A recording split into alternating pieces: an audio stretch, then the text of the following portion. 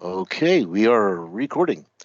AJ, thank you so very much for um, jumping in and volunteering and jumping on top of that grenade.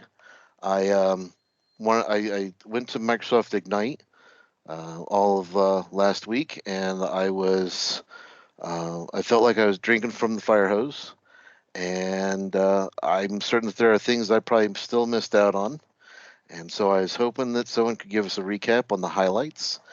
And you volunteered when I put out the call, and I really appreciate that. Without further ado, AJ, I'd like you to say hi to the group and let us know what we should have taken away. Excellent. Thanks, Scott, for putting out the APB, and I'm glad I responded. So, a hopefully it's a great evening for all of you. So, for those of you that don't know me, my name is Ajay Iyer. I'm a modern work and security technical architect, um, working at the Microsoft Technology Center based out of St. Louis. There are about 15 Microsoft Technology Centers across the country, and I believe across the world there are about 44 of those. So I'm in the St. Louis office. And so, yeah, so I was hoping to essentially try my best at trying to summarize what actually happened, at Ignite. And to Scott's point, there was plenty. So here's my shot at trying to do that. So just a little bit about me for those of you that don't know me. I'm based in St. Louis, but I'm from Mumbai, India, and moved to the United States. Gosh, 2006, I believe. So it's been a journey, just to say the least. That's my Twitter handle and my LinkedIn, URL. If any of you want to follow me or connect with me, sorry. I'm also the co-organizer for the St. Louis Office 365 user group and our M365 Saturday, which used to be called SharePoint Saturday, and now obviously has evolved to Microsoft 365 Saturday. So there's that, right? And so I've enjoyed uh, being part of the SharePoint community, which we all can agree is by far the best tech community out there. So it's not even a contest, in my opinion. In terms of my past experience, I'm assuming like most of you, sort of evolved from and started from the SharePoint sort of ecosystem. I used to be a SharePoint administrator, and kind of worked my way through there, right? But then in today's world, it's evolved. My roles evolved, doing more around teams, doing a lot around security, compliance, identity, device management, threat protection, vulnerability management. That's become my new space, if you will. The needs have evolved, the technologies evolved. I was forced to evolve, right? And as I mentioned already, right, I'm part of the MTC organization, and if you've experienced the MTC, which I will say it's an experience, then you know what I'm talking about. But for those of you that haven't, come visit the MTC at some point. I know there's one coming up in DC that used to be in Reston. Um, and if you're ever in the St. Louis area, definitely check out our MTC. It's an amazing place to be, and it's an amazing place to work. So, all right. So first and foremost, right? So um, Teams has this feature called Raise Your Hand. So I want you to use that feature at different points throughout the day, or just come off mute and speak up. But how many of you are aware of or are using the Ignite Book of News? How many of you have heard of it? Let me start with that first. How many of you know what that is even? Scott, okay, good. Um, John's surprised. Okay, so go Bing for Ignite 2021 Book of News. It is an amazing website that is maintained by Microsoft folks who run Ignite, and they keep it up to date. Meaning, as the announcements come out, they update the Book of News with information, and it's very well structured, categorized by products, and you can drill in and see all the news announcements that were made. Obviously, no demos and stuff, but if I want to know in a pinch, oh, what came out of Ignite, right? Because we all are strapped for time, but this is a great way to get caught up because I think Scott said it at the beginning, said it perfectly. When you attend Ignite virtually or in person, it is absolutely overwhelming. So because there's so much information thrown at you at the rate of miles, and so just it's a great place. Every Ignite that this has been happening, so it's a great resource to use. And selflessly, I'm going to also admit that I use this all the time as well. So just a very good tool to have. That said, I'm going to try my best to summarize what's been shared with us, right? So obviously there's a lot across various technologies. What I've tried to do is summarize it based on the products and technologies that I felt this group would benefit the most from, right? So, and I've also kept a section at the end in case we have time and there's interest. I'll definitely speak to some of those as well. But first and foremost, something that's I'm sure very dear to our hearts. It's a love-hate relationship, Microsoft Teams. And by the way, also keep asking questions throughout the day, or throughout the session rather. Scott, if I'm not monitoring chat right now, but if you can just jump in and see that in chat question that pop up, just feel free to interrupt me and ask me those questions. It's totally fine. You've already got one. Oh. Yep. Christine wanted to know how would the Ignite book of news compare to one's tenants M365 message center updates? So, Christine, great question. The message center updates are centered primarily around Office 365. Book of News spans everything. It spans Office 365, spans Power Platform, spans Azure, spans security, identity, compliance, IoT. It spans the entire Microsoft tech stack, right? So it's an all-encompassing summary of Ignite announcements.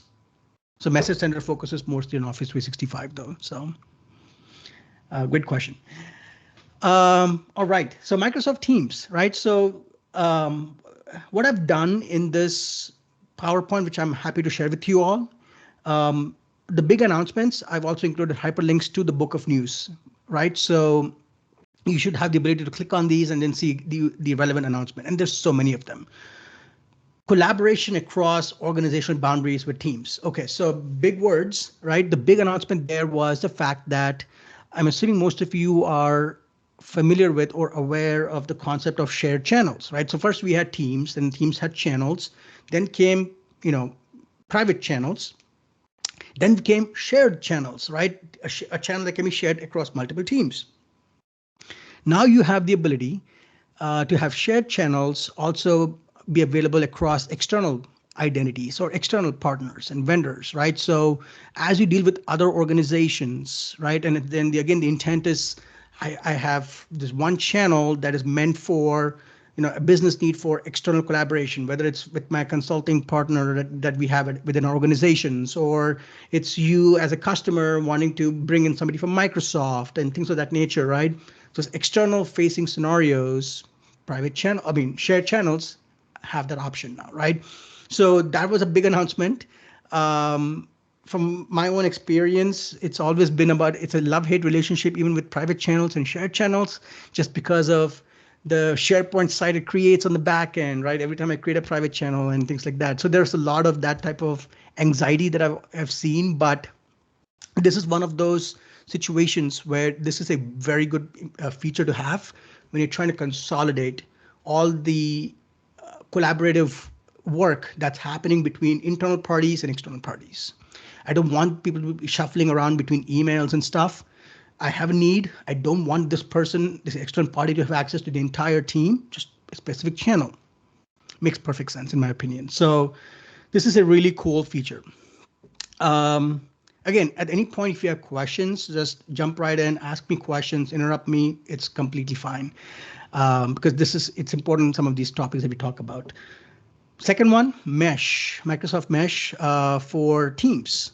So I was just talking about this earlier with Scott and Joe about this, which is it's a shame that in these recaps, we don't get to demo some of the cool announcements. This is one of the situations. So For those of you that have not seen or heard of what Mesh is, it's essentially, the way I see it is, within the scope of Microsoft Teams, the fact that we are all doing these virtual events, virtual meetings, hybrid meetings sometimes, someone's in the office, someone's working from home, things of that nature. It's the ability to have a virtual presence, if you will, right? A 3D avatar, possibly even 2D, but an avatar that's a virtual presence of you that puts you in the conference room, right? And so it's sort of that, it's an extension, in my opinion, of what we've been doing with the gallery view within Teams, you know, the together mode in Teams, right? So this to me is that evolution of that feature, where it really gets into how do I put people in a virtual conference room and sort of create this art, this virtual reality, augmented reality kind of a situation, right? I can, if I have my camera on, right, the ability to look on the right and actually makes your avatar look on the right within the conference room. It doesn't require a camera, but if you had a camera, there's that kind of tracking ability too. So it's a very interesting feature that pushes some of the boundaries of what we can do in virtual meetings. So, Yeah, Scott? if the hello, Windows Hello, it tracks eye movement and stuff like that, and that would be kind of neat to have your avatar, do it, and that way everybody looks like that famous cat from the Zoom call between the attorneys. I think that would be kind of cool, but I think even better, I could create my own chatbot, AI thing, and just have it filled with expletives, and they would not know it's not really me. I think that would be awesome. I like Just the way you saying. think, Scott.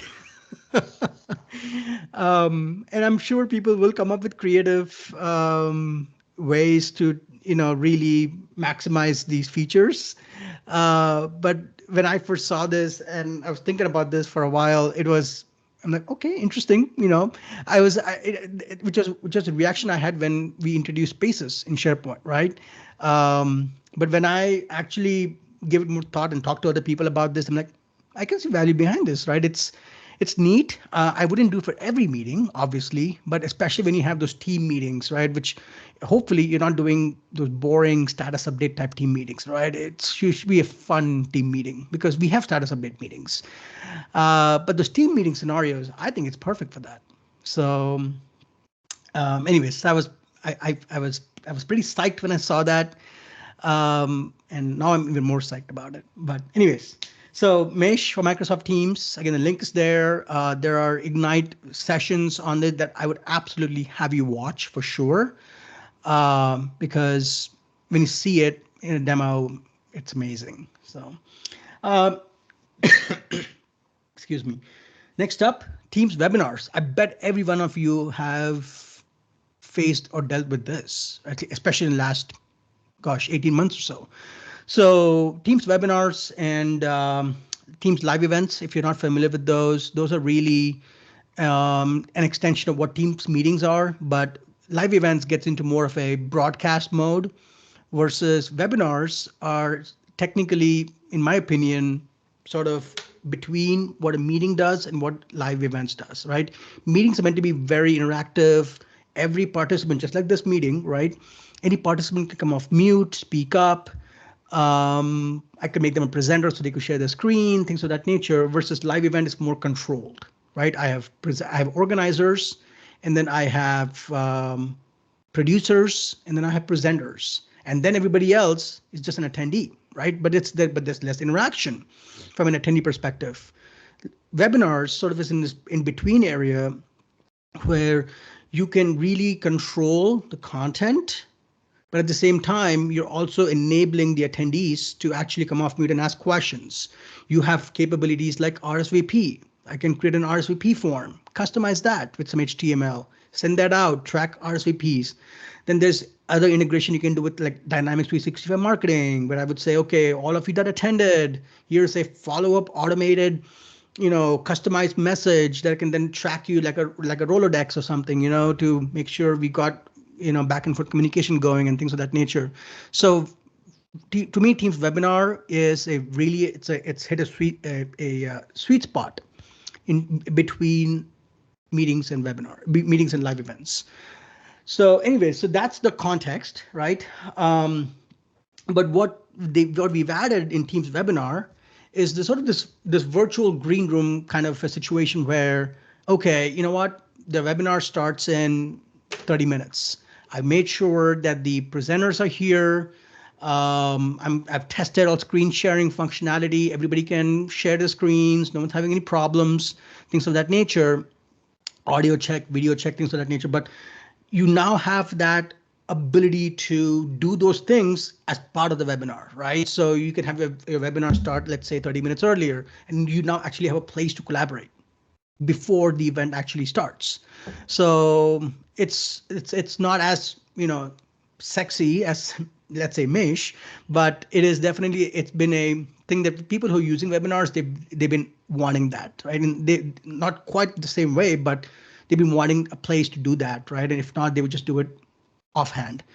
Um, so that's that. Now, the other announcement that came as part of that is webinars, unlike meetings, right? Meetings, you generally, the organizer, again, depending on your setting, but organizer doesn't always have to be in the meeting to start the meeting, right? You can have others who are in the same organization technically also start the meeting off, and while you wait for attendees and participants and things like that. Webinars are a whole different ballgame, right? So to that effect, we added the ability to add additional co-organizers for webinar type meetings. So you can add now up to 10 co-organizer, right? So if it's a large webinar, you don't have to just wait on this one person who could be running late for some reason. So you can have a group, a team of people, right? Typically how we do with our user group meetings, right? You'll have multiple organizers who are part of the same hosting team, right? So anyways, core organizers up to 10. And then the last one, which personally is my favorite on this page, Teams Q&A, right? So webinars, live events have had Q&A for a while, right? Where you can ask questions and you have moderators and who can moderate the questions and things of that nature. We are now bringing that functionality inside of Microsoft Teams meetings. So meetings can have Q&A. I can have presenters who have the ability to moderate the questions. And then as you get multiple responses, you can then say, oh, based on the answers I got, cool, I can do summarization, or I can say, depending on the type of question, here's the best answer in that, right? And I can sort of flag that, and that shows up to everybody, right? In my brain, when I first saw this feature, I'm thinking, ooh, I could do trivia nights on Teams meetings now. So anyways, that was a cool feature that I thought much needed in my opinion. More enhancements are on Teams. So many of you, I'm sure, are also in some capacity Teams administrators within your individual organizations. So this was something that a lot of my customers kept asking for a very long time, which is we doing Teams calling, but a lot of times when I get support tickets about the call quality being bad and the there were a lot of just robot noises and things of that nature, I can troubleshoot, but not right away because there's a delay in the time the call takes place and the report shows up in the call quality dashboard.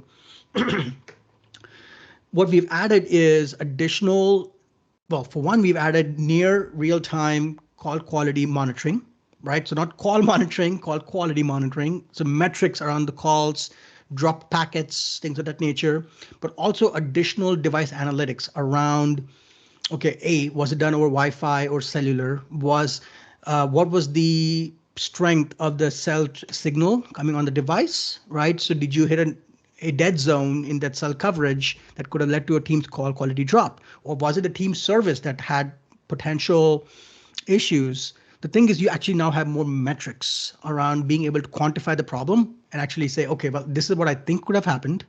And you can have some more data to then do further troubleshooting, right? So that was a big one. And then from a chat perspective, when I read these, this one I did not actually get to attend, right? So I was reading these announcements, and the first thought that popped in my head was, okay, so Teams chat, the ability to do delayed delivery, which emails have had them forever. right? And I always kept wondering, well, when am I going to get that in chat? Because a lot of times I'll get a thought in my head that I should ask my team members, but it's like 9:45 at night, and I'm like, there's no way I'm going to message them at 9:45 at night. It's too late. And then I'll say, you know what, I'm going to do it the next morning. But guess what? Next morning I forgot. So Teams delayed delivery of chat messages, pretty cool, right? So that's a good one.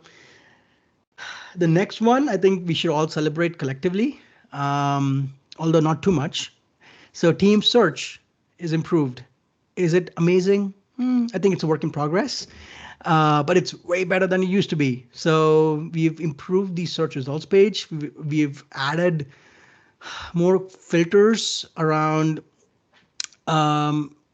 what I'm really looking for and not just showing me every single message that's in my chat or that's in a given channel. I don't need all of it. I want to scope it down specifically. So adding more filters, adding more scopes to it. That's some of the big announcements around the improved search results page within Teams app itself. The third one was a bit of a perplexing one until I talked to somebody about it, and then they were like, "Oh, actually, you could do it that way."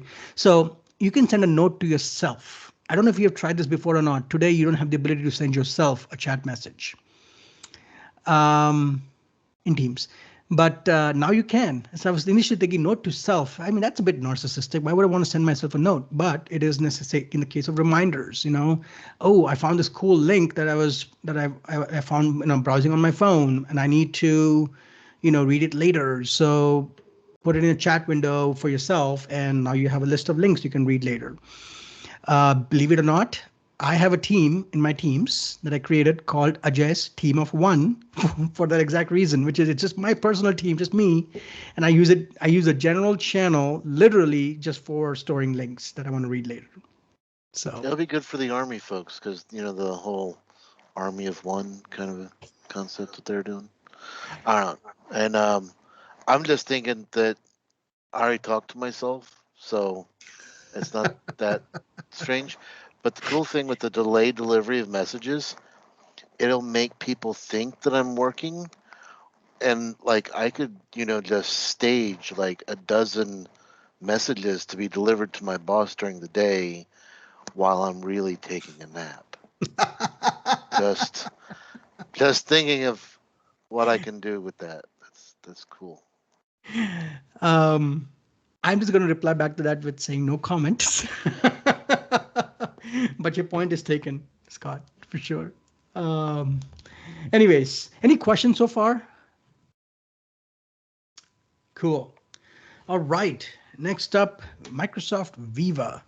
I'm assuming most of you by now have heard of and in some capacity already used Viva, right? Viva is pretty awesome. First is around Viva Insights.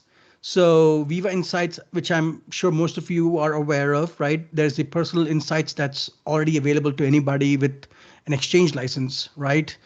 And I see there's a note from Christine about still wrapping your head around Viva.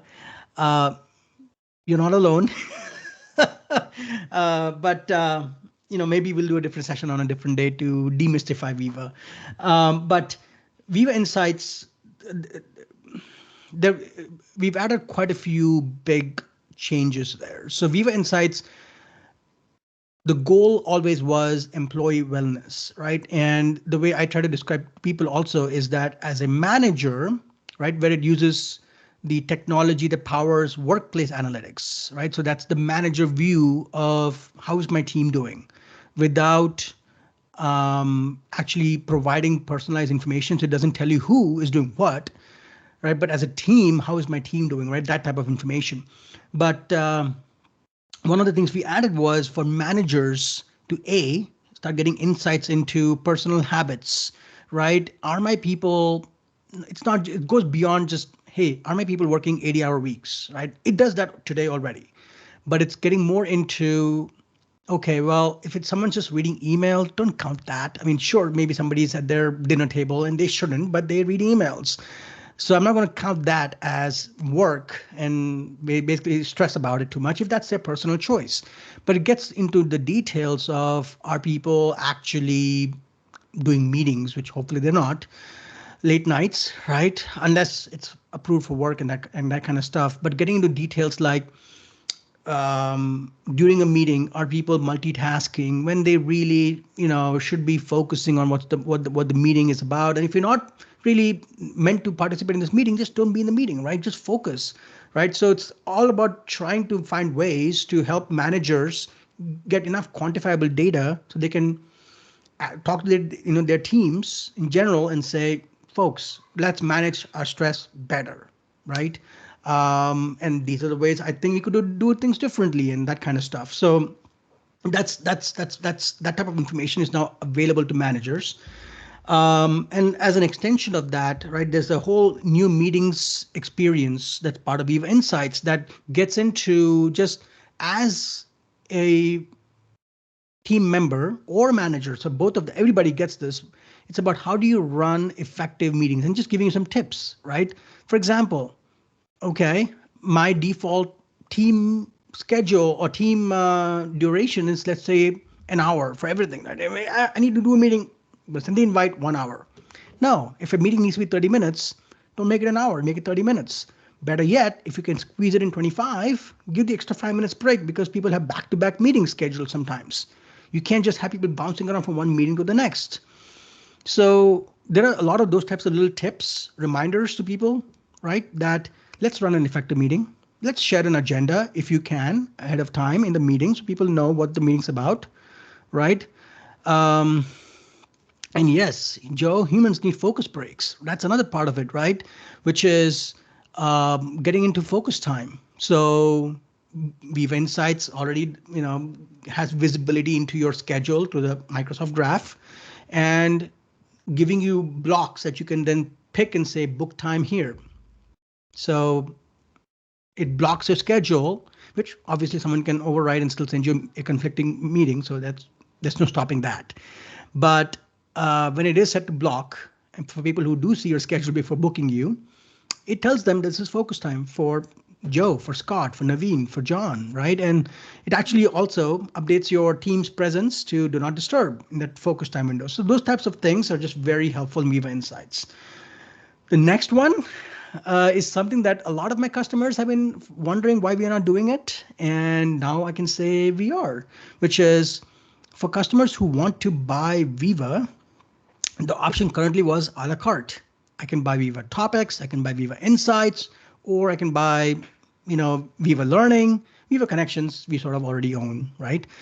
Now you can buy Viva as a bundle, which I'm sure makes the licensing people very happy. But one of the hidden benefits, I shouldn't say hidden, it's laid out, documented, but one of the benefits of also packaging the Viva bundle itself is the fact that there's a new Viva module coming up. So I don't know if any of you have looked into or seen the announcement that we acquired a service called ally.io. And I'm not going to get into the details of what that is. That's a whole different conversation for a different day. We run out of time. But we are bringing that functionality from ally.io into Viva, but it's going to be its own separate module. So the thing is, if you have a bundle, the new module gets included in the bundle. So that's my extent of my licensing knowledge in this, and that's what I'm going to keep it to. The next one is a big one. So Viva Topics. So first and foremost, for my GCC friends on this call, Viva Topics is finally going to be available on GCC tenants. And yes, Christine, there have been quite a few MS acquisitions. It's been an interesting time to be in. But yes, Viva Topics for US Gov Cloud, right? So GCC high, not yet. DoD, obviously not yet. But we are making the right movement here, which is let's get GCC going on this. So keep an eye out for that release in your tenants. The other one was actually huge, and a lot of customers of mine didn't realize this when they saw Viva Topics, which is Viva Topics. The message always was it can scan and crawl all of M365 content, but it was not there yet on that promise. Well, now it is, in the sense that it can now traverse not just your OneDrive, SharePoint, Teams content, and things like that, but also emails, as well as Yammer communities, right? So as I start thinking about where my content ultimately lives, right? So Viva Topics, for those of you that are not familiar, it's there to primarily address a knowledge management problem. The thing with knowledge is it's not just in your OneDrive, SharePoint, and Teams spaces. It's also in Yammer communities. It's there in emails, especially, and so the ability to traverse those ecosystems for topics is huge, right? So that's coming very soon.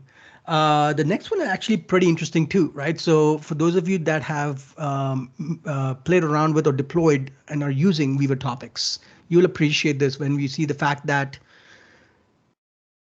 each topic has its own set of suggested and pinned people or experts.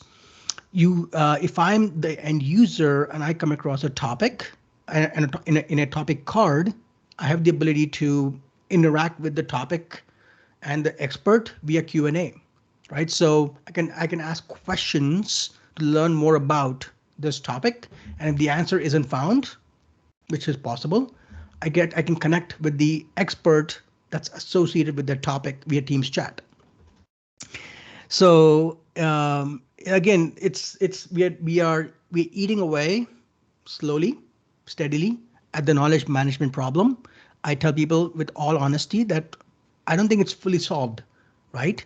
With Viva Topics, it's not the magic solution, but it is a huge step, right, in that direction. In fact, I was talking to a customer yesterday around SharePoint intranets that they're looking to modernize, and they're looking to build this portal for their individual practice areas, and they're using hub sites and all that kind of stuff.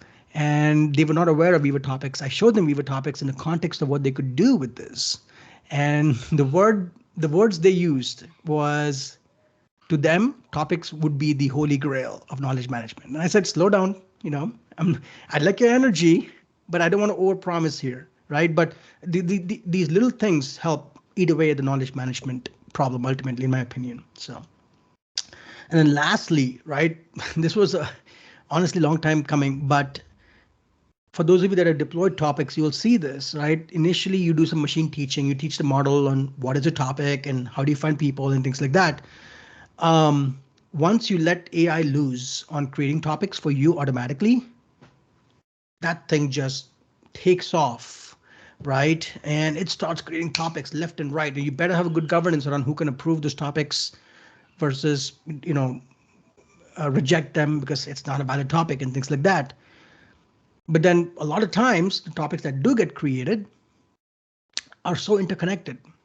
I'll have a topic that gets created for Microsoft 365. Well, hang on a second. I found another topic that's called Office 365. Now, they are not two different topics, right? They're related, they're connected. So I now have the ability to have automatic grouping of topics. So the topic engine is having the ability to do that correlation. Again, there's some machine teaching involved. So AI doesn't just do magic. So you got to teach the model first for it to then learn and then apply those insights, right? So automated grouping of topics is huge on that front. All right, more on the Viva front.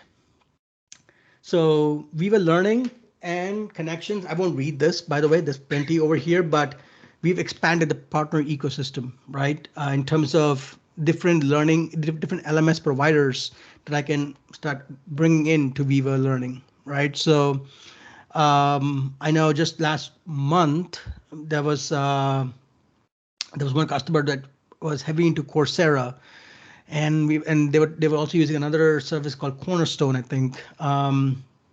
So Cornerstone was there, but I don't think Coursera was there, or one of those two. So at the time, I couldn't share this with them, but not that we can officially say that you have a much broader partner ecosystem for Viva Learning, huge in terms of adoption, right? So same with Viva Connections, right? If I'm building my own custom dashboard in Viva Connections, I can bring data in from Qualtrics, ServiceNow, DocuSign. It's a long list, right? So I'll let you definitely read this. And Viva Insights, right? I'm sure you knew this in all our marketing materials. headspace integration, right? So more mindfulness type of capabilities within the insights world. So any questions so far? Cool. Quiet No group. new ones. All right. All right. This one, right? This one actually, in my opinion, the group that had the most announcements was actually business applications and Power Platform. So, at least in my opinion. And so, what I ended up doing was I said, well, let's break it up into announcements that were Power Platforms but Teams related, and then a whole separate section just for Power Platform. So, collaborative apps, right, being released to the Dynamics platform, Power Platform, right, that kind of stuff. So, enter, and I just have one term, Microsoft Loop. Um, Loop, yes, and Christine is right. Loop was a big thing, right, at Ignite, and there was a lot of chatter about it, even on social media. I won't do justice to Loop in this short 1 hour meeting, right, that we have today. But the nuts and bolts of it is all of you are familiar, hopefully, with adaptive cards. All of you are familiar with the ability for bringing in chatbot agents or bringing in business data, right, from my what used to be called common data service, now the Dataverse, right, into Teams, right. So this to me is that next step of what you can do with all of that information. And yes, Loop is that love child of Power Platform and Teams and the Fluid framework we've been talking about, and adaptive cards. The nuts and bolts of it is I can now have essentially adaptive cards on steroids, right? Adaptive cards that can pull in business data, adaptive cards that essentially need to do some interaction with a user. And but more importantly, this adaptive card needs to be portable, right? I don't want just this to be embedded in a chat. I want this to be embedded within a channel as an application. I want this to be embedded within an email, right? So Fluid Framework enables that, but it's basically how do I compartmentalize a lot of different things into one single container and make that portable.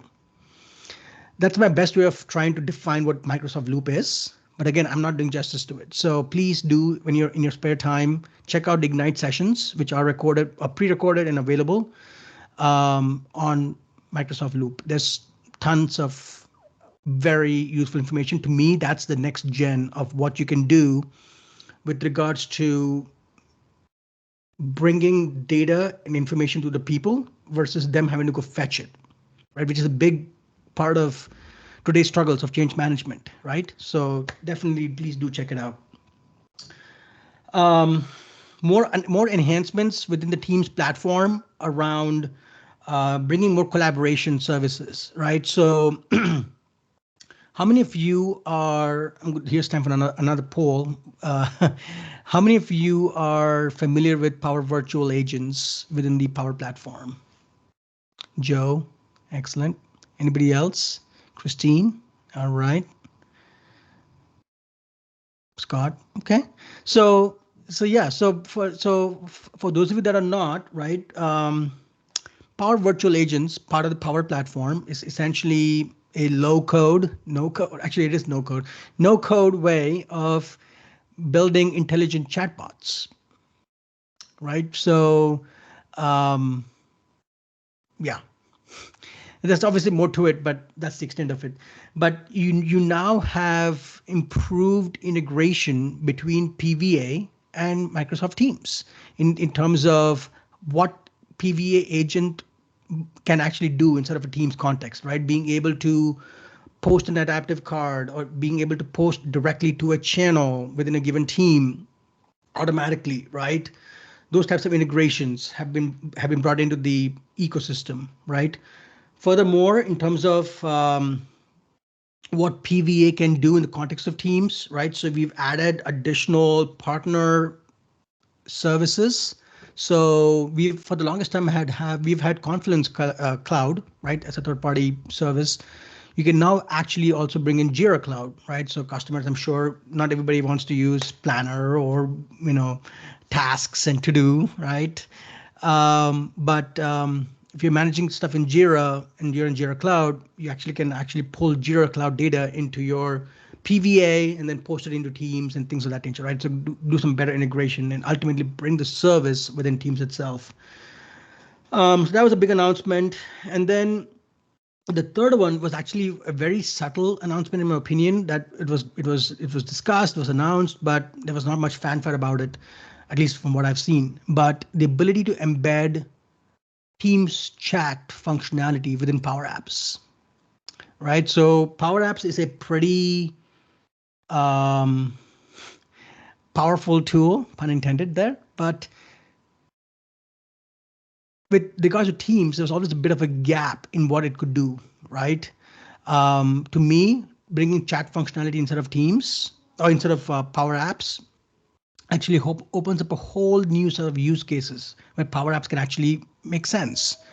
And being more Teams oriented and Teams as a data source, right? So it also addresses some of the licensing concerns that people might have with Power Apps. Because it's an Office 365 connector versus a premium connector, right? Things of that nature. So definitely that is something that, in my opinion, opens up a lot of new use cases for Power Apps. The deeper integration between Power Platform and Teams, this one is more around, I was trying to be more general about this, but everybody knows and loves Power Automate flows, right? And Power Automate flows, just like Power Apps, has a lot of templates, which, in my opinion, are pretty good templates. It's a pretty broad range, and it's a great starting point for those who are new to Power Automate flows. And so, as we start bringing more of those Power Platform capabilities within Teams, you can now also access your templates within the Power Automate ecosystem directly via Teams. If that's where I'm going to be creating my flows from, I now have access to all those templates. So that was a big one. And then this one was a surprising one, meaning a lot of customers that I mentioned this to, they were like, it's not there already. But the Power BI app in Teams, right? So the ability to generate Power BI dashboards natively within the Teams app, right? So I could create Power Apps before, I could create flows before, I can create Power BI dashboards and reports. So that was a big one, one that caught a lot of people by surprise. So that's going. All right. So this one was just a lot of bullet points, but any of you who do a lot of Power App building probably know this already by now, which is Power Apps are not very conducive for code development, right? What it really means is you can really only have one person at any given point inside of a Power App doing anything with it, right? So it's very much, it's not, so folks who are trying to do a lot of agile development processes, trying to do CI/CD with Power Apps or Power Platform in general, CD or continuous deployment has always been, I shouldn't say always, has recently gotten really good. But CI or the continuous integration has been a challenge, and it continues to be a challenge, but we're making improvements in that front too. And the improvements come along the lines of, I'm working on a Power App that's got, let's say, 7 screens. And I'm the app developer or I'm the app maker, and let's say Scott is my peer who's going to be jumping in with a couple of the other screens, helping me write some advanced logic, right, for custom search filters and things like that. So what I can do is, as I'm building out my screens, everybody who remembers Office that allows you to do comments, right, within different sections, I can actually do those comments now within Power Apps, within my screens. So I can start creating comments for saying, hey, this is where I'm getting stuck, Scott, help me. Could you help me with the syntax, or how do I approach this? Should I be using a global variable, or should I be using, collections and things of that nature?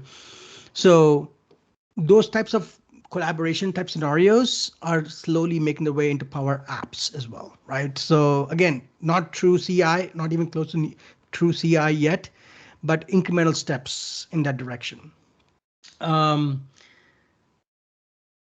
Power FX, right? Which, if you all don't know what Power FX is, it's the name that we've given to the language that we use for writing anything custom code within Power Apps, right? So if I'm writing custom syntax for filters, um, or when you just write a function that says, on click, navigate, right, to the screen, that language, that imperative logic that gets used within Power Apps is actually now got a name, PowerFX. So what we've done here is, especially in those advanced Power Apps where it's not a no code solution, it's a low to medium size code. um, for those advanced modules, you have the ability to just essentially take those individual components and post them within GitHub so that others can reuse those components.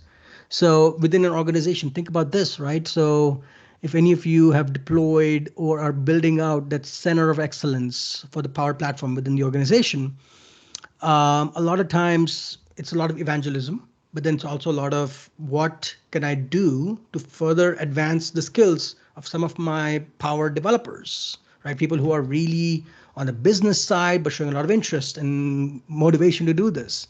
But they get stuck at some point. They'll hit a brick wall with some of the advanced scenarios, either because they don't know they can do that, or they just don't know how. And so a lot of times when you have your app devs, right, who can break those barriers and say, you know what, I'm okay with now learning Power FX and actually doing something with it, they can really get very creative. And I've seen firsthand what they can do once they really embrace the Power Platform. But as they create those advanced modules, advanced controls that do some very creative things around, dynamic filtering of data based on or doing like a partial search against a very large data set that comes from, let's say, an SAP system, right? Things like that. Um, those types of advanced things don't have to be stuck within the context of that Power App. I can take that component that I can modularize it, post it on GitHub for my org, then say, here's a source code of that exact module that I can use and embed it within my own Power App. I didn't really realize I could do this, right? So that kind of stuff. It's really powerful, but it's there for those who are really embracing that center of excellence kind of mindset for Power Platform growth. And then this last one, which maybe it may catch you by surprise, maybe not. But while we've had the ability to deploy Power Apps, the apps themselves to mobile devices, using Intune, we didn't actually have Power Apps in GA, like actually available within the App Store and things like that. So Power Apps, the mobile apps themselves for iOS and Android are now actually available. They're in preview, but they'll soon be GA. So you actually now can have the Power App application natively within iOS and Android. So that was a big one for those who are really into, you know, being on the field, on the go, and having a mobile device and needing to interact with Power Apps and stuff. So, all right, that is my extent of some of the announcements around Teams, Power Platform, and things of that nature. Um, the next section, as you kind of already saw, you know what, I'll just pull it up. I was thinking, okay, if we have time, I'd love to show this team a little bit about some of the announcements made around the security and compliance space, identity, right, and things of that nature. But before I do that, just a quick question. How many of you are even interested in that whole section of the Ignite announcements? Do you live in this world? Do you do these things in daily job? Would you like to learn? I don't need to bore you. We can just have question answers, or we can cover these things too. So I I'm all for learning everything about identity and security, zero trust, and all that stuff right now. It's a big thing for me.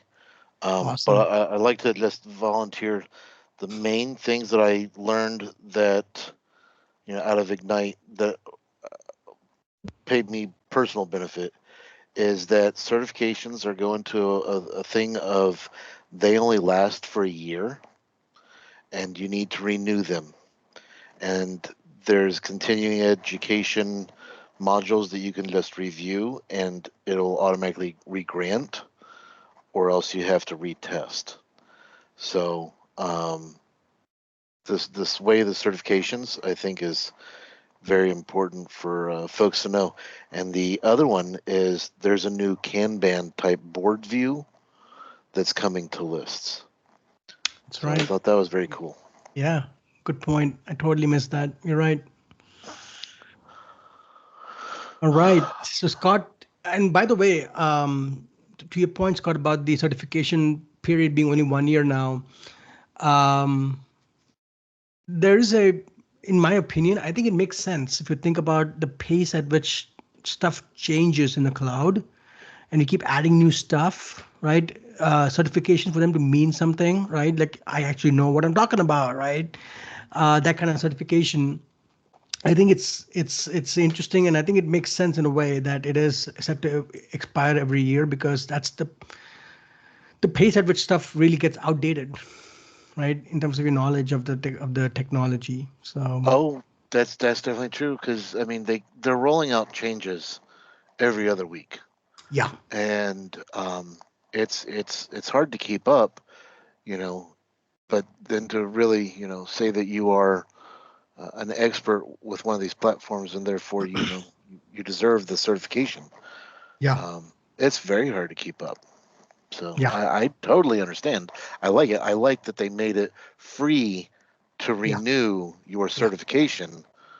Um, so I think that was very important because if they had just made it a thing where you had to keep paying every year, that would have upset me. Yeah, I can totally see that. Yeah. Um, Others, are you just generally curious about the security and compliance stuff? I'm just um, interested in Chris, seeing. Christine said security is always good. I'm very into it. That's why you saw the two books that I have Yes. here earlier, and through Ignite, the challenge for certifications, I was doing the security one, and so I'm looking to get through all the security stuff before the end of the Fantastic. month. Oh, awesome. Awesome. All right. So I'm going to go through it then. Right. And again, I'm not covering everything in the space. Again, the book of news is at your disposal. Right. Now that you know it exists. But there are some big ones that I think are worth mentioning. So, first and foremost, right. I'm sure you all, there's a running joke, I'm sure, somewhere about Microsoft and how we like to change our product names. But there were two products that uh, a lot of customers were using, Azure Security Center and Defender for Azure. Azure Security Center specifically because it's got a lot of multi-cloud security functionality, right? If it's not just Azure, I could be doing things in AWS, for example. How do I get that monitoring going? Not just Azure, right? And things of that nature. And Defender for Azure, where it's more around threat management for some of my Azure payloads. Um, as you can see, Azure Security Center and Defender for Azure, both those products are now consolidated into a single new product called Defender for Cloud. So that was a big change of name, which is also, in my opinion, led to some confusion because uh, there's another product that I did not list here, but a product that some of you might be familiar with called Microsoft Cloud App Security, MCAS, which is acting in the role of a CASB, which is a cloud access security broker. That's the industry term for that piece of technology. And so MCAS got renamed as Defender for Cloud Apps. So now you have Defender for Cloud, which is this, and you have Defender for Cloud Apps, that's MCAS, or that used to be MCAS. So there's some debate I've seen around that being somewhat confusing for some people. But anyways, that was a big announcement there. Um, some additional capabilities that were announced as part of this Defender for Cloud announcement was also around the fact that, especially for those organizations that are multi-cloud and are doing both Azure and AWS payloads, you now have the ability to assess those environments as well. So not just assessing the Azure environment for what could be misconfigured, that should be configured better and differently, things like that, but being able to do that across AWS as well. And there are about built-in at least about 150 or so recommendations that get fired up based on those configs, right? And again, it's a growing platform. But there was a lot of announcements made around what Defender for Cloud can now extend beyond Azure into AWS as well, right? So that was a big one. And again, as an extension of that, based on those recommendations, being able to feed that into Secure Score, which in my conversations, customers are actually loving that functionality. It's a gamification of things ultimately, but knowing where you stand in your posture is sort of something that people take pride in. So being able to feed that AWS data into your into your secure score was a big one. Support for EKS, so Kubernetes, but in the Amazon, in the AWS world is, they call it Elastic Kubernetes. So EKS support for Defender for Cloud, and then this last one actually is a trivia time. How many of you are aware of or are using Azure Purview? And I'll say that for those who are doing SharePoint and DLP, this should resonate.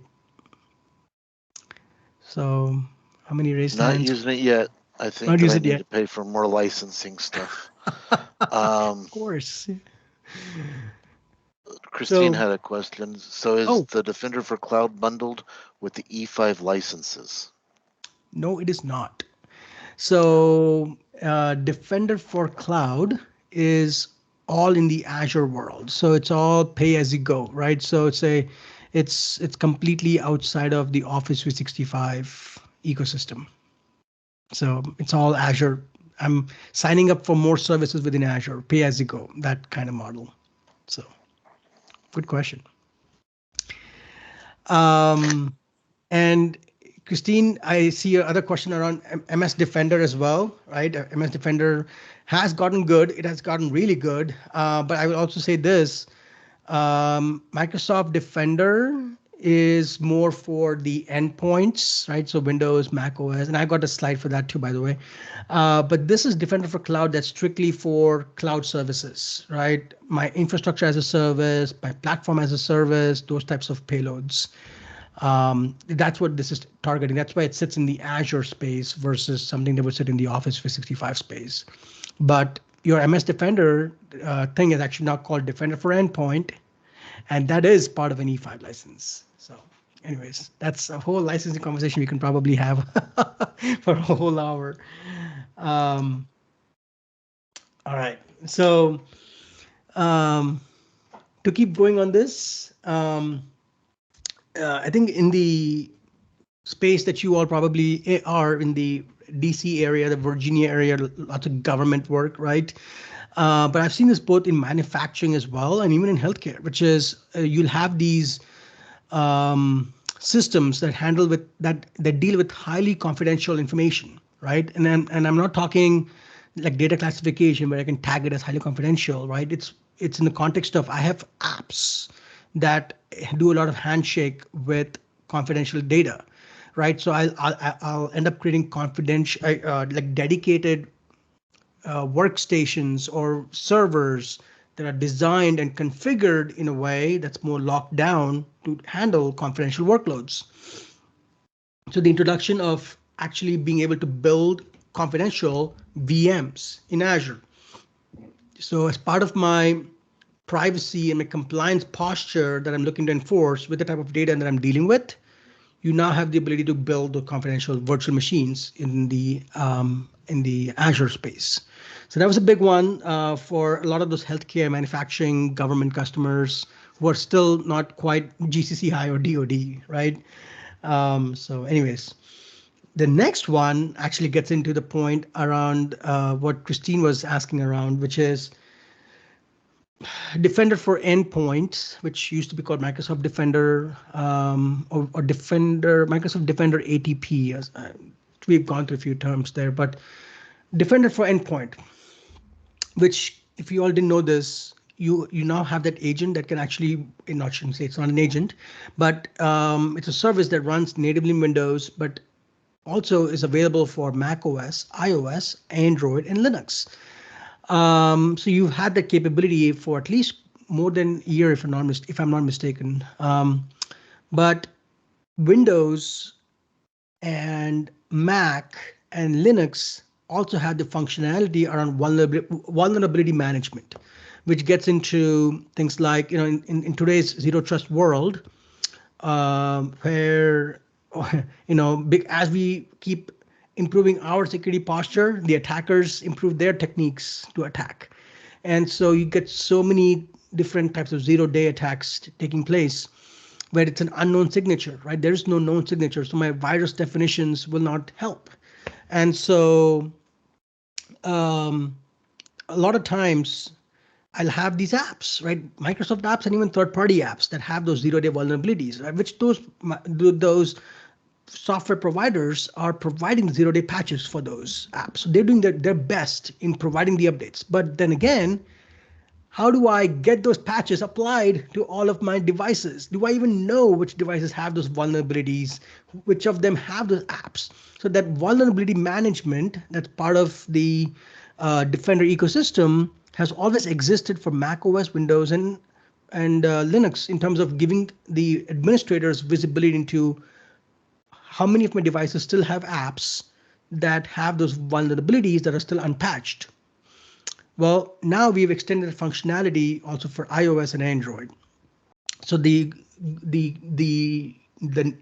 net out of it is that I now have that functionality across all 5 of those device platforms, right? So that was a big one actually, because in most organizations, I can't just say I only have Windows PCs that I have to deal with, right? Everybody does BYOD now in some way, shape, or form, whether they admit to it or not, right? I've come across very few who are actively blocking BYOD or who are actually actively blocking other device platforms that they don't have the tools to support. So that's what we're trying to address with this. So it's a pretty big announcement from that perspective.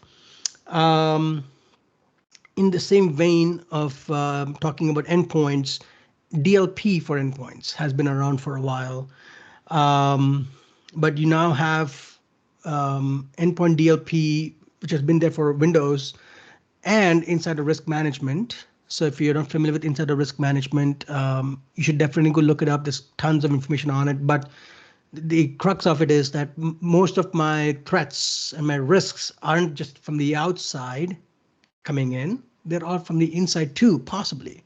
I could have somebody who accidentally or inadvertently says something hurtful or damaging to the company reputation, or accidentally or inadvertently or knowingly leaking data, right? Which we all know how leaks are happening in today's world. Um, so insider risk management gets into those aspects of things, which is how do I get some AI help to identify what could be perceived as a hurtful message to someone, or something that I feel like is leaking data that's considered confidential, right? Things of that nature. So anyways, being able to extend that across macOS was a big announcement. And then the third one or the fourth one here in this list. So when you think about data classification, right? So DLP, everybody understands how DLP works, right? I create some regex patterns and some keywords, telling the system to help me identify if confidential data, financial data, sensitive data is being shared. And then if it has been identified, data classification gets into how do you classify it as confidential so I can apply some rules around it. Well, those who have done this will tell you that the current way of doing things also leads to a lot of false positives, which means you then have to work through those false positives and keep tweaking your rules engine until you can minimize those. Well, trainable classifiers is a bit of an AI help, just like everything else, but AI help to identify and understand your information better in order to minimize those false positives, in my opinion. Different folks explain this differently, but this is the best way I've come to explain what trainable classifiers do, which is I create a model for Um, let's say it's to identify threats. Somebody is basically posting messages on, let's say, Yammer or something, that could cause or could imply physical threat to someone. Again, it's a bit of an extreme example, but how do you identify something like that? How do you create a policy to look for something like that, right? And so what Microsoft does in this space, again, not trying to say that we solved this problem, but we're trying to give you the tools to make it a little easier to find this, is we have some pre-trained models that are known to look for these things. And then you can provide some of your own data if you have them internally about each of these areas that you can use to further teach the model to improve its learning of what is considered a threat in your landscape, in your ecosystem, in your environment. And the intent is to use that trainable classifier to then identify that information and then apply appropriate rules around it. So I use the example of threat, but a bit of an extreme example, but you could take the same concept and apply that to medical data, government data, financial data, send PII information, PII data, sorry, information was redundant. But it's that AI help to make it a little easier for your compliance admins who don't have to just rely on keywords and regex to find information. That's ultimately the crux of what trainable classifiers are. And yes, Christine, trainable classifiers are included in an E5. So, all right. Furthermore, so switching gears into the identity space, um, if you all are familiar with Azure AD and you go deep into this world, there's a module in there for identity governance, which gets into things like how do you onboard identities, how do you create them automatically from my HR system directly, right? So I may have Workday, success factors, things like that. How can I use HR data to drive the creation of an Azure AD identity? And then apply lifecycle around it, right? Put you in this group based on your attributes. And then automatically the group membership would drive access to different systems and things of that nature. But then it gets further beyond that and says it's not just onboarding. How can I use that for lifecycle management, which is people switch roles, people switch teams? How do I make sure that I keep you in the right groups, but more importantly, remove you from groups that you don't need to be in, right? So how do you automate some of that? That's where identity governance comes into all this.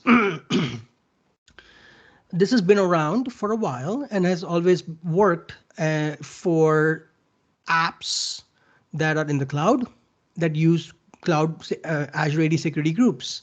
Well, we've now extended that governance capability even for on-prem, right? So I could be using an on-prem Active Directory group across an on-prem application, but I can extend this functionality there as well as if I'm doing any kind of private cloud internally within my data center and things of that nature. So that's the whole identity governance piece that was announced more for extending to on-prem scenarios as well. The next one around conditional access policies is huge for customers doing zero trust, or let me rephrase, customers who are embracing the modern definitions of zero trust. So the big announcements here were those of you who are doing this or in the space, hopefully you're familiar with conditional access policies in Azure Active Directory, which is, to me, in my opinion, the command center for how your zero trust model actually gets implemented. So part of that, there were three big announcements. There were more than three, but these were the big ones actually, now that I think about it. Conditional access device filters. So I can actually create explicit rules in conditional access that say that for these highly critical applications, I am blocking these certain types of devices. I can use it based on device criteria, right? What OS platform, what make, what brand, any custom attributes I may be using for my devices. I can use those attributes to then create my filtering criteria saying this type of a very, let's say, restrictive or a block policy within conditional access can only be applied or should only be applied for this criteria only at a device level, right? Because if you think about how zero trust ultimately breaks down, it's on two core criteria. There's the user identity, and then there's a device identity. So this is there more towards that device identity and taking that data from the device to drive conditional access rules. So that's actually a huge thing in people trying to further enforce their zero trust model. Conditional access app filters, again, similar vein, similar concept, but at the app level, right? So I can tell which specific apps can be allowed to access what type of service or payload that I'm trying to protect. So you can get very granular at the app level and say which app is allowed to do this and other apps, sorry, it's block, right? That kind of filter. Continuous access evaluation. Again, so if you think about the core definition of zero trust, never trust, always verify. That's the mantra, right? There's no assumed implicit trust at any point. So continuous access evaluation really gets into, I'm not just stopping the evaluation once I've seen that this is safe and I've allowed you, right? It's not stopping there. It's constantly looking at signals from the devices, from the users, and constantly evaluating, saying, are you safe? Yes, go. Are you unsafe for any reason that's been defined in my access filters? Then you're blocked, right? So there's a constant evaluation check going, constant decision making happening. Again, those are all core fundamentals of zero trust, right? So definitely big announcements there. This one, the next one was I always assumed it was there, and I didn't realize until it was announced, like this was not there. Records management in Teams. So we're all used to records management in SharePoint, right? It's been there for ages, even with on-prem stuff. Where I could mark things as a record. I just never realized it was never there in Teams. Uh, but the ability to essentially mark things as a record within the Teams context, pretty handy. So there is a concept called as an adaptive scope policy. And if you're not familiar with it, check out the Ignite sessions. And there's also a webinar I saw recently from Erica Telly, where she really did a great job of explaining what that is. So if you haven't seen it, go check it out. But even the Ignite session, but it's your ability to really define within the team's context which individual components can have what type of retention policy, or what type of an archival policy, or what type of, I want nothing to do with this. It's not just doing it at the team level. It's doing it at a very specific scope that you can define. And yes, Christine, yes, Erica and Joanne are pretty much synonymous with the whole compliance stack and records management stack. So totally agree. They're pretty deep experts in that space. The other one was actually also very interesting, and the one that I never realized didn't exist this whole time, which is having the ability to have a separate retention policy for file attachments in emails. So if you think about this, right, when you have Exchange online and you get file attachments, you have the ability to store those attachments in OneDrive, in your personal OneDrive. And generally, the retention policies are applied across all OneDrive, all of SharePoint, right? You never get to be granular with it. But with file attachments that come out of emails, they're not your typical type of content, right? It varies. It's not always PII. It's not always confidential. It's sometimes just a PDF of some lame thing for all we know, right? So the thing is, it needed to be handled differently, even though we never did. Well, now we can, right? So you can actually create a separate policy just for those file attachments that should be treated differently, in my opinion, right? I just assumed those things were there. Shame on me for that, but now it's finally here, so it's pretty cool. And then this third one, which again, for those who have a love-hate relationship with private channels, you will certainly get a kick out of this one, but retention policies and deletion policies for private channels, right? So you can create your own criteria for if and when private channels should be either retained or gotten rid of. So, and the reason it's a big deal was if you all understand, right, how private channels work. For one, it creates its own SharePoint site, which means when I create retention policies for it, it's treating private channels differently than it would the primary team with its core default channels, right, that you create. So it's always been a slightly different component, even though it was part of the same team. So now you actually have the ability to manage even the retention of those types of channels as well. So that was a pretty important one. So that was pretty much it. That's my crack at trying to summarize all those big announcements at Ignite, Fall Ignite. So I really questions? appreciate all that. The private channels, I absolutely hate them because of retention type policies and just what they do to my SharePoint admin center.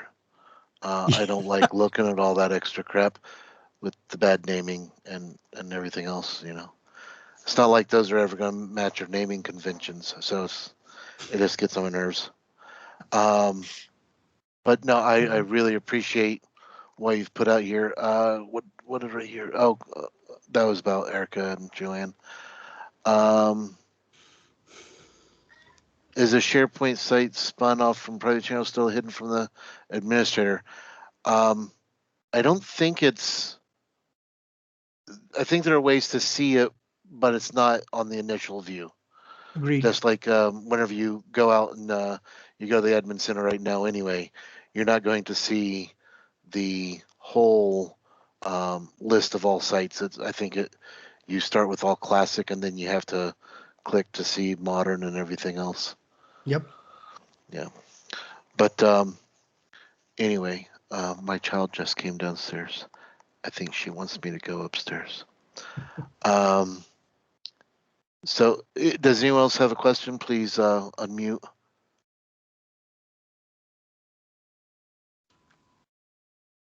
I'm going to assume that's a no. If anyone wants to stay behind and chit chat, go ahead. I'm going to hit to stop recording right now.